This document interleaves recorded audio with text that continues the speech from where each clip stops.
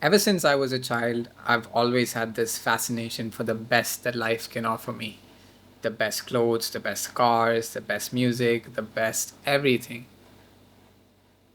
And it took me a long while to get out of that headspace and out of that mindset because I was naive as a child. But the older I got, the more I started to understand that oftentimes the right tools are not the best tools. What do I mean by that? I'm actually going to use the example that I came across just a few days ago. In India, the house help usually mops with something called a pocha ka kapda, which is basically this worn out piece of clothing, old t-shirt, whatever it might have been, or a dedicated cloth that you buy, which you then soak into the bucket filled with the cleansing liquid, and you twist it, you dry it, and then you mop it. That's how it's. That's how most of the house help prefers to do it in India, simply because they've just been used to that. And what happens at the end of that is that you hang on the railing of your window or of your balcony. And so that's always been practice, and that's always been what my house help has been doing. And it was going good. But 2 weeks ago, there was a huge storm which led to that cloth being knocked off.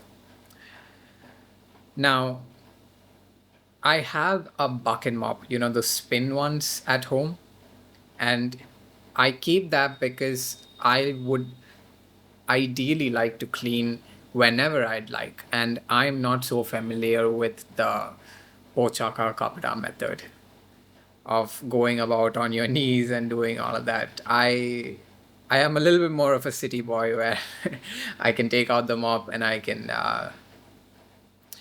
clean my floor accordingly. But after that piece of clothing or clothing, clothing, after that piece of clothing was thrown off by the wind, my maid was in a not so comfortable position, just having to learn as in essence from scratch how this spin mop worked, and it totally threw her off her rhythm. And um, and I could see that she was clearly struggling.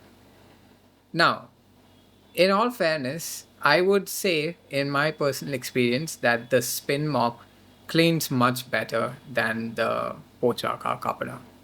That method, I personally feel like the spin mop method is much more superior, just because you don't get all that dirty while doing it, and it's just a much more effective way to go about it. Not maybe not in terms of time, but in terms of the actual cleanliness that you get out of it. And uh,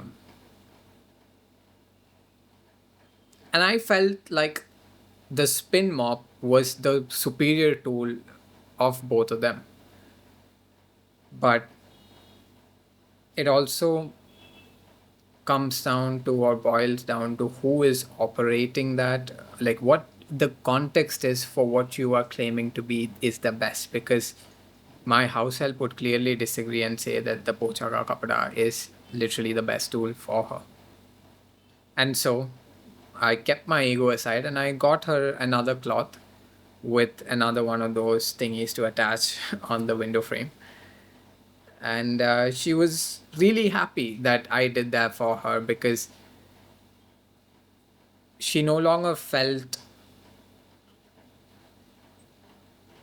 sort of caged uh, to only using the best tool, even though that might not have been the right one for her.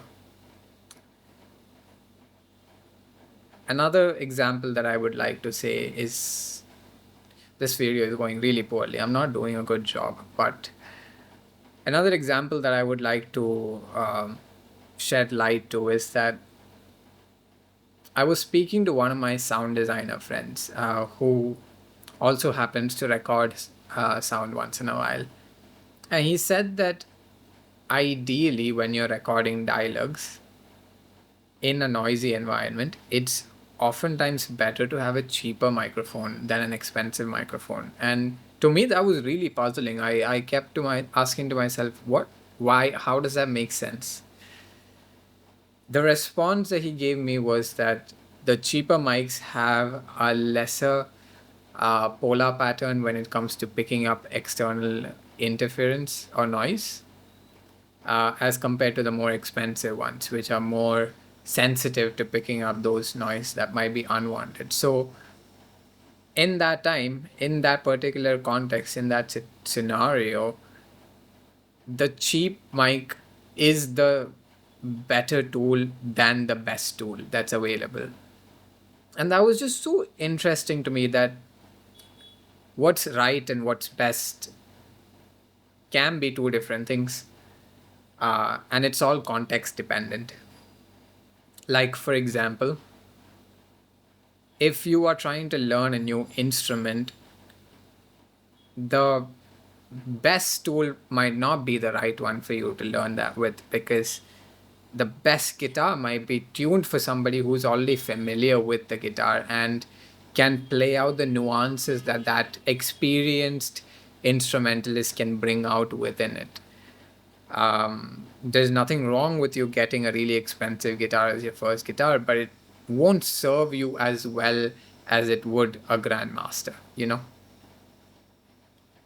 You're gonna have a much more um, you're gonna have a much better time learning guitar on a decent guitar, not the cheapest, but in a decent guitar, as opposed to the most expensive guitar. And I feel like we need to shed light on this, because everybody goes for the latest and greatest and the best that's out there, but not everybody is aware that the best might not be right for you. So, felt like something that I want to share with you guys. I know that this one was a short one, but hey, not a lot of people have time to go through my long ramblings anyway. So that's about it from me today. Philly Wonka is out. Please let me know if you like this sort of like short stuff, because I have a bunch of topics that I want to discuss that I have lined up for you guys. And I would love to do these short clips segments, where I just discuss topics like these, so that you guys can get a little bit more clarity on what life is and how I treat life. Because that, in essence, is what I'm trying to share over here. So if that's not your cup of tea, please, by all means, don't follow me.